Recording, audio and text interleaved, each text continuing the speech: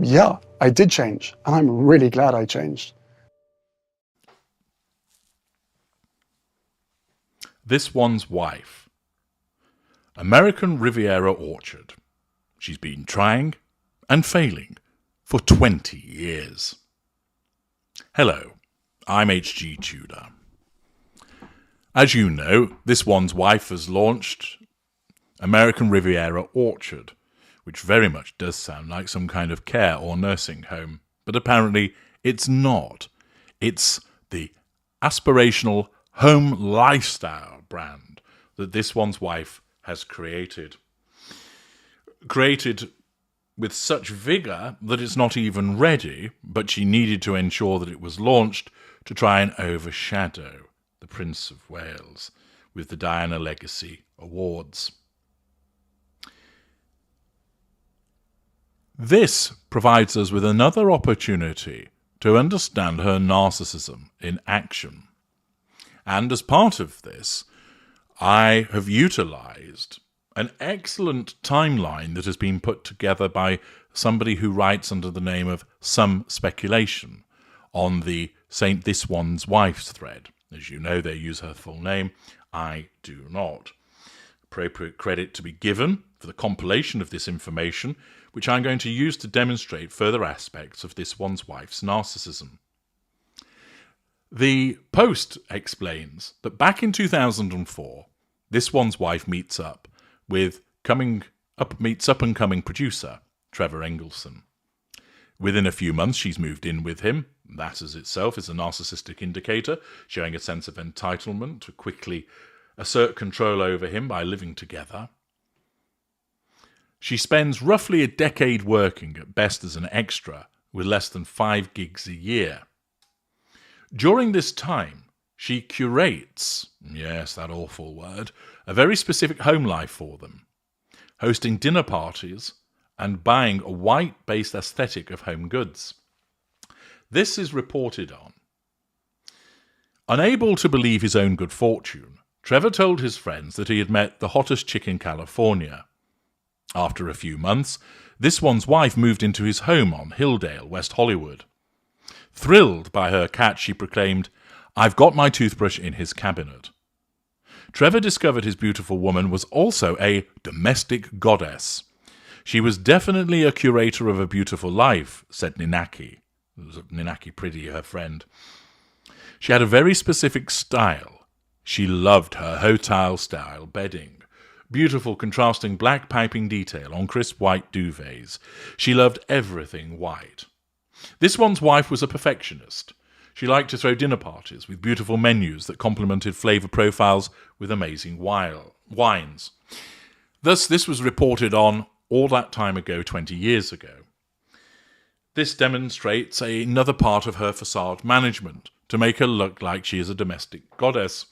Whereas, of course, we all know that she's got a freakish eye for detail, which results in her often looking like she's just rolled out of bed. And again, a domestic goddess that wears clothing that doesn't fit? Okay, well, if you say so. But it demonstrates that even back then, she had developed this idea that she would be creating this white-based aesthetic. Then, we fast forward to 2014.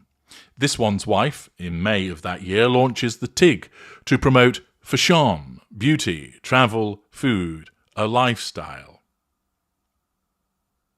And there's an instance of one of the posts that she put out, which the commentator has highlighted from an archive post, "Welcome to the TIG," where this one's wife wrote, "The 5th of May conjures up vivid musings for me. I closed my eyes and pictured parties for Cinco de Mayo, cucumber-laden margaritas and tacos in hand, a piñata bursting at the seams with tamarind candies and ring pops. I see the Kentucky Derby, a deep-rooted tradition I have long wanted to take part in, which falls on the same weekend. I see myself wearing a massive hat, ceremoniously so, sipping a mint julep, and tumbling into the southern revelry of it all. I do have a soft spot for the pomp and circumstance, if I'm being honest. But then a dear friend, Avery Plews, former costume buyer on Suits and fashion maven extraordinaire, pointed out that May the 5th also marks the day that Coco Chanel introduced her iconic fragrance, Chanel No. 5. With a little research, it turns out that the 5th of May was also the day Mrs. Chanel presented her dress collections. She had quite an affinity for the number 5, feeling it would bring good luck. So, in the interest of taking good luck wherever I can find it, today marks the launch of the TIG. Cheers to frolicking and revelry, to badass ladies and gents who inspire change, to finding the beauty in the unexpected, to sharing ideas, supporting the silliness, eating delicious food, living a life of wanderlust and taking it all in, with class, unrelenting splendour and a sense of humour. Cheers to an inspired lifestyle. Welcome to the world. TIG. Don't worry, everyone will be nice. They know you're just getting started. An early attempt there to influence people with regard to their comments about her new endeavour. And thus, she creates the TIG. And if you want to be royally entertained, listen to my parodies, The Stig. From 2014 to 2015, she's seeing Toronto psychic Richard Wynne. She then recommends him to her makeup artist. He thanks her for introducing them on his Instagram. In revenge, Tom Bauer confirms, whilst dating Corey Vitiello, the celebrity chef, this one's wife was looking to leverage it into her own cooking show. This was confirmed by her psychic, Richard Wynne. While speaking with In Touch Weekly, former psychic Richard Wynne revealed that this one's wife planned to buy a wedding dress while dating Corey Vitiello. The psychic said that this one's wife wanted to marry her ex-boyfriend, and their discussions were mostly centred on their relationship. I mean, she really was in love with Corey. She told me his mother and his sister were like family to her. When she was coming to me, she was on Suits, but when she came to me, she really wanted to do a cooking programme with Corey. She was really planning on settling down with Corey, Wynne said. Even though this one's wife was serious about wanting to marry Vitiello, Wynne said that he already knew that the two wouldn't end up together. The psychic reportedly telling this one's wife that she would end up in London, and this is exactly what happened, which isn't that interesting that with the benefit of hindsight, the psychic is able to tell her what was going to happen. Thus already we have this white aesthetic, the domestic goddess, the creation of dinner parties, the Stig, and now she wants to have her own cookery programme. In 2014, there's a soft audition for a cooking show hosted by Hayley Duff, Hilary Duff's sister. She clearly doesn't have much in the way of celebrity status, because at that time she had to share screen time with a celebrity's significantly less famous sibling. Between 2014 and 2016, whilst dating Corey, the TIG started to focus more on food and wine and travel. 2015, Corey opens Flock, his restaurant featuring a signature roasted chicken. October the 31st, 2016, this one's wife describes roasted chicken as the dish she entertains with and brings to parties. The article also describes her in the subtitle as Whip Smart. Think we've heard that a few times. November the 1st, 2016, this one's wife is publicly confirmed as Harry's girlfriend via People magazine. A friend indicates it's pretty serious and they could be engaged soon. 27th of November 2016, this one's wife and Harry do an engagement interview with the BBC, claiming they were at home roasting a chicken when Harry proposed. Yet Finding Freedom indicates they were already engaged by August. June 2019, Sussex Royal trademarked for a variety of goods and services while still a working royal, 6 months before Megxit was announced. What did it include? Bucks, homewares, clothing. The Sussex Royal Instagram and web page were set up only months earlier. 29th of August 2022, this one's wife teased a secret to interviewer Alison P. Davis from The Cut that she's returning to Instagram. As the interview wraps up, she gifts her some goods, including jam. The interview is published 2 days before the anniversary of Diana's death. This one's wife mimics Diana's picture on the cover. January the 29th, 2024, according to the Delaware Secretary of State, the trademark applicant, Mama Knows Best LLC, was incorporated on January the 19th, 2024. That was 2 days after Kensington Palace announced that Catherine had undergone major surgery. March 15th, 2024, this one's wife publicly announces American Riviera Orchard. At the time of the announcement, there are no products listed on the website, and the trademark for goods like ketchup, jam, cookbooks, homewares, clothing is still pending. There's also mention of a cooking show for Netflix, but Netflix doesn't comment or confirm. This press release, of course, was timed within an hour to attempt to overshadow William speaking at the Diana Awards. Thus, what have we got? For nigh on 20 years, she has been attempting to get off the ground her lifestyle brand. Obsessed with the white aesthetic, talking about cooking, talking about food and wine, homeware, there's been repeated instances of her attempting to get this off the ground. But she never has done.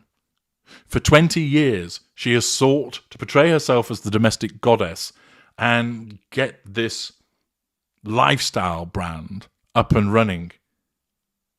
And she hasn't been able to do so.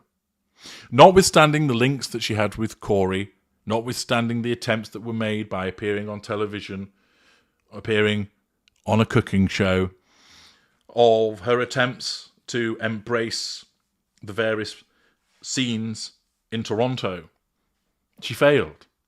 For 20 years, repeatedly, she's looked at trying to launch this lifestyle brand. You might say that it's something that she's always been focused on. This is demonstrative of the way that her narcissism works. It tells her that she is talented and that she is brilliant, and she believes it. It tells her that she can create these lifestyle brands, that she's got something to offer, that she is interesting and fresh and new. And yet here we are 20 years later, and she's still not done it. Indeed, she's been part of the royal family. She had global popularity and still hasn't been able to get anywhere with it. As the commenter points out, she's promoted 3 separate brands in a month. There was Archwell, which we saw with the South by Southwest sponsorship and her appearance there. Then we had Sussex.com, which doesn't appear to have gone anywhere. And then American Riviera Orchard. She doesn't seem to know what she wants to be. She doesn't seem to know what she's actually putting forward. 3 separate brands. Thus, Archwell might be seen perhaps as the charitable philanthropic arm, but what's Sussex.com doing? Is that just the PR arm? And then American Riviera Orchard is the lifestyle brand? It all seems rather messy and uncoordinated. But the point is this. You can see how she's repeatedly attempted, through this information that has been pulled together as a timeline of previous failures by some speculation, that this one's wife has repeatedly sought to get a lifestyle brand up and running, that she's had repeated dalliances with it, but has failed. Why? Well, part of this is down to the fact that her narcissism creates this sense of entitlement, whereby she thinks that it should just come into being overnight and she'll be immediately successful. And when it's not, she loses interest. Because she has no sense of accountability to work at something, she believes, and we've seen her do this time and time again with this concept of manifesting, that if she just talks about it or thinks about it, she thinks it'll come into being. She doesn't realise that all of these success stories that one reads about, that might appear overnight, were 10 years in the making. That these people have brought together talent with hard work. That they've built up followings. That they have pressed flesh and made the connections. That they have created partnerships. And that they've done the less desirable and less glamorous stuff. For instance, take comedians that you think, gosh, they're everywhere. They may well have spent 10, 15, 20 years doing the circuit, getting heckled in clubs, performing for not very much money, taking bit parts here and there, and then all of a sudden, they're noticed and it pays off. And they start to get a more prominent position on a television show. And then they have their own tour, etc. And it seems to you that they're like an overnight sensation, but they're not. They've honed their craft. They've spent years working out which are the best jokes. They've fallen flat on their faces on numerous occasions. They've died on stage. But they've taken all of that in their stride, and they have a natural talent for comedy and timing and writing that comedy, and they've worked hard at it, so they achieve their success. But this one's wife doesn't understand that. She thinks it should just come to her automatically. And so what happens with this lifestyle brand is she starts to do things in relation to it, thinking it should take off, and then it doesn't. So she drifts away onto something else and then comes back to it. And then it doesn't work again, and she drifts away elsewhere because she has no accountability. One of the hallmarks of a narcissist is their inability to finish things, their inability to see things through to a conclusion. It doesn't apply to every single narcissist, but many do. They're caught up in the excitement. And remember, if they can talk about something to achieve the prime aims, and that does that, there's no need thereafter to follow it up with actual action. This one's wife wants that lifestyle brand. She believes it's what she's all about. And she's been plugging away at this on and off for the last 20 years. But she's failed. And American Riviera Orchard is just an amalgam of everything that she's done before. This white aesthetic, the homeware, the TIG. There's nothing new about it. All she's doing is recycling something that she's wanted to achieve for 20 years, but has failed to do so. It doesn't augur well. It doesn't suggest that she has the talent, the ability, or the likability to make American Riviera Orchard work. But this timeline of failures is demonstrative of how her narcissism functions. I'm H.G. Tudor. Thank you for listening.